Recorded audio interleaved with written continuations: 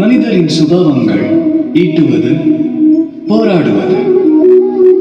ஈட்டுதல் என்பது தனமாகவோ, உறவாகவோ, சம்பந்தமாகவோ, ஆனந்தமாகவோ இருக்கலாம். எப்போதாவது தாம் சிந்தித்ததுண்டா, போராடும் குணத்தை இறைவன் ஏன் மனிதரில் படைத்தான் என்று? ஒரு விதையிலிருந்து செடி ஒன்று தோன்றுகிறது, விருட்சமாகும், அதில் பழங்கள் பழுக்கின்றது. ஏன்? கனிகளை அந்த விருட்சம் உண்ணுவதற்காகவா? இல்லை, பசியில் வாடுகின்ற ஜீவன்களுக்கு அவற்றை வழங்குவதற்காக. எனில் விருட்சத்திற்கு இதனால் என்ன லாபம் என்று வினவலாம். லாபம் உள்ளது. எங்கு வழங்குதல் உள்ளதோ அங்கு அழிவென்பதே இல்லை.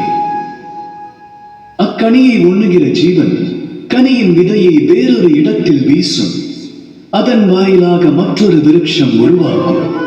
ஒரு விருட்சமானது பலவாக மாறும்.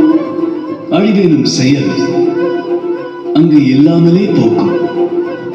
ஒன்றை நினைவில் கொள்ளுங்கள், அதிக தனத்தை ஈட்ட அனுக்ஷணமும் வாழ்வில் போராட நேரலாம். ஆனால் அமரனாய் மாற வாழ்வில் ஈட்டியவைகளை தானமளிக்க வேண்டும். ராதா ராதா.